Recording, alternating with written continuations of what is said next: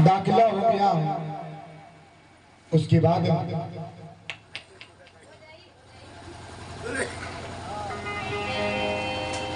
विवाह होता है। विवाह होने के बाद उसका व्यवहार, उसका आचरण, उसका स्वभाव बदल जाता है। जिसने पाला पोसा बड़ा किया, पढ़ाई लिखाई सब कुछ किए, समय बदलने के बाद उसका जगह बदल जाता है।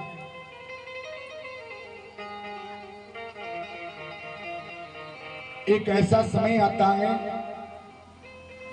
कि अपने माता पिता के ऊपर प्रहार करता है, माता पिता में ही बंटवारा हो जाता है।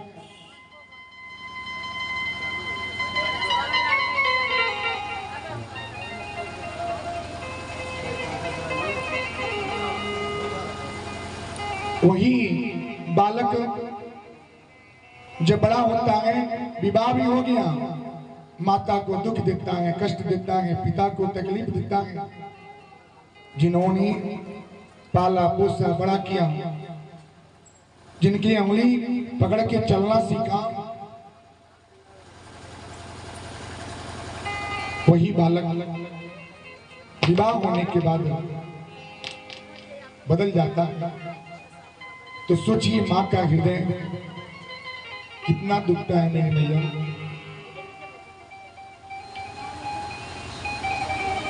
कोई नहीं चाहता कि हम दुखी रहें, कोई नहीं चाहता कि हम दुखी रहें।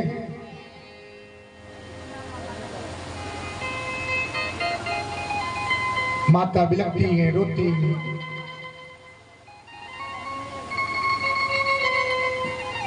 ऐसे ही एक कथा है आत्मदेव की। आत्मदेव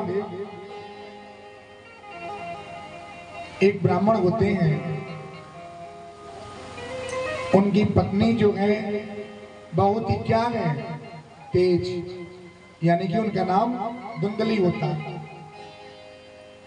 धुंधली कौन? जो तेज हो, जो अपने पति देव को कुछ न समझे, यानी कि मैं, सिर्फ मैं, अपने आगे नहीं चलने, हमारे आगे नहीं, यानी कि जो केवल अपनी बात सुने, अपने विचार रखें कि मैं ही हूं।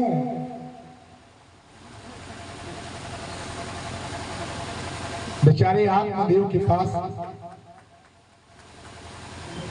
आत्मदेव के पास कोई संतान नहीं है, कोई संतान नहीं है। संतान न होने के वास्ते आत्मदेव के जो पत्नी बा, उस समझ जाए कि बहुत दर्द देता, बहुत ही तकलीफ होता। पति पत्नी में एक पल, एक दिन भी नहीं के चल पाओ। कहा है संतान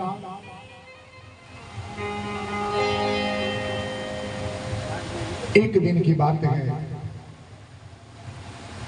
और आत्मदेव ब्राह्मण देवता, उनका पेशा ही है भिक्षा मांगना, भिक्षा मांगते हैं, पेशा ही है। एक दिन की बात है, वही आत्मदेव भिक्षा मांगने जाते हैं। जाने के बाद उन्हें कुछ नहीं मिला। देर रात से वो घर पे आते हैं।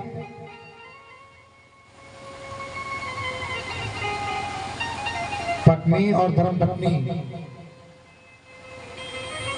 धर्मपत्नी कौन है? बोल दे क्या? मैं अपने पति देव को बहुत मानती हूँ। सभी मानेगा, सभी कह लगा कि हमसे ज्यादा क्यों ना मानेगा, हम बहुत चाहिए, बहुत मानी ले। पत्नी और धर्मपत्नी अंतर हो। अंतर होता है। पत्नी कौन है और धर्म पत्नी कौन है?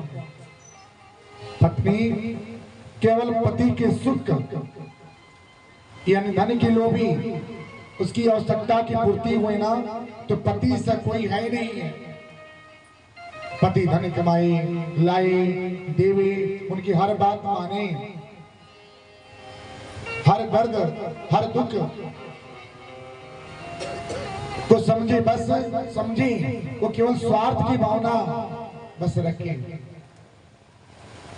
धर्म पत्नी वो है जो पत्नी, धर्म पत्नी का रोल वो है जो पति के दुख को समझे। आज पति देव के पास अगर 100 रुपया है तो 100 रुपया में ही रहना सीखेगी, ना कि उसको 200 रुपये खर्च चाहिए। जितना है उतने में खुश रहना, यानी कि कदम कदम साथ देना, समय से भोजन देना, समय से जल देना, सेवा भाव, बातों का कदर करना, यानी कि जितने में रहे उतना ही लेके चले।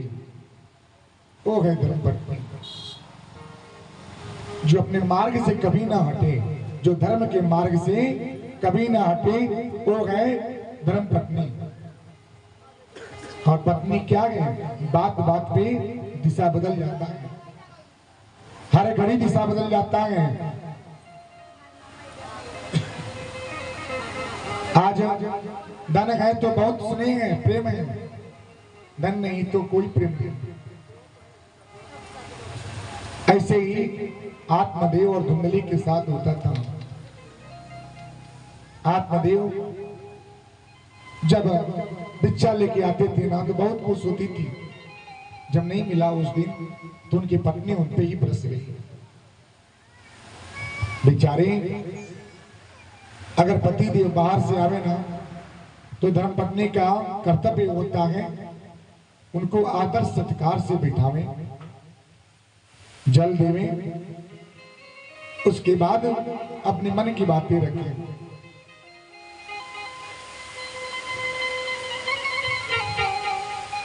लेकिन आज ऐसा नहीं है।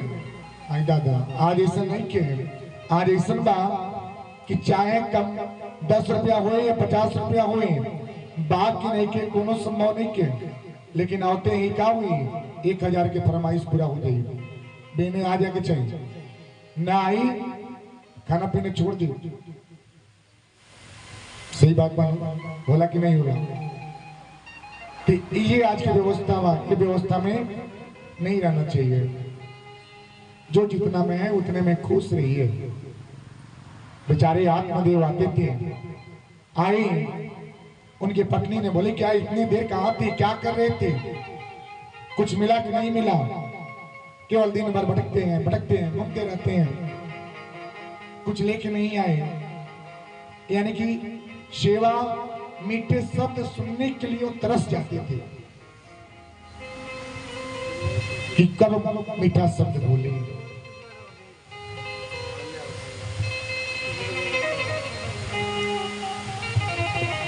आत्मदेव को बहुत तकलीफ हुआ, उस रात सोए नहीं और भोर में ही वो अपने जीवन का अंत करने के लिए चल देते। रास्ते में जाते जाते उन्हें एक संत से मुलाकात होता है। संत से बोले क्या, प्रणाम किए, बोले क्या है मुनि श्रेष्ठ,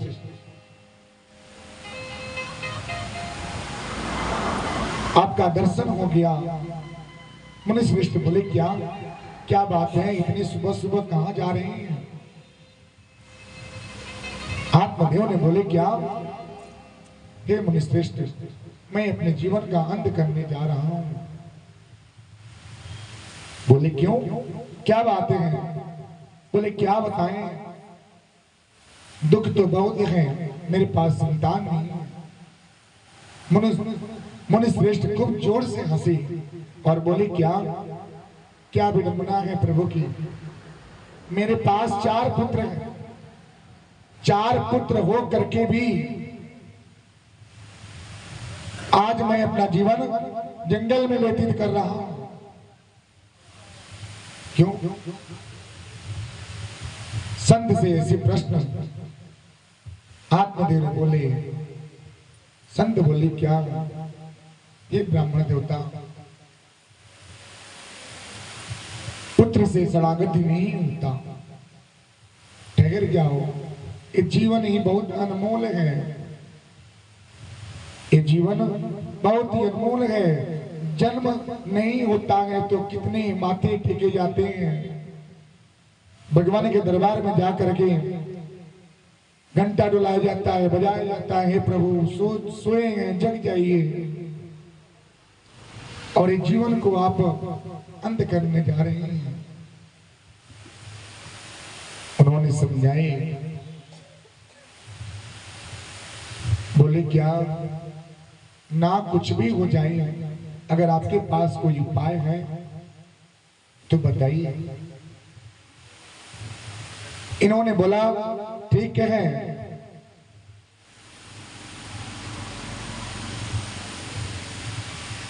आज मैं उपाय बताता हूं। वही बात मैंने बोला, एक माता पिता कितने अरमानों से पुत्र को जन्म देते हैं। पुत्र बड़ा होता है तो माता पिता को त्याग देता है। देखते हैं कोई रोड पे जाता है, कोई इधर गिरा है, कोई इधर क्या है, भिक्षा मांग रहा है। ऐसे दुख होता है। तो ऐसा नहीं करना चाहिए। जिनके माता पिता जब तक उनके पास बल था तब तक खिलाए पोसे बड़े किए, शादी विवाह कर दिए, आज वो थक गए। आप भोजन पकाते हैं, चावल दाल सब्जी बनाते हैं। अगर केवल हाथ से ही अगर बार बार वो चीज को स्पर्श करेंगे तो आपके हाथ जलता है। तो हाथ ना जले, इसके लिए आपको चलाने के लिए कुछ न कुछ व्यवस्था रखी जाती है कि आपका हाथ भी न जले और कार्य भी हो जाए। उसी तरह से माता पिता अपने बुढ़ापे के सहारा के लिए एक पुत्र की कामना करते हैं कि मेरा एक सहारा होगा, एक जीवन का यही डोर होगा, यही संभालेगा। जब वही माँ बाप बुढ़े होते हैं तो वही पुत्र उनको त्यागता है, कितना दुख होता है।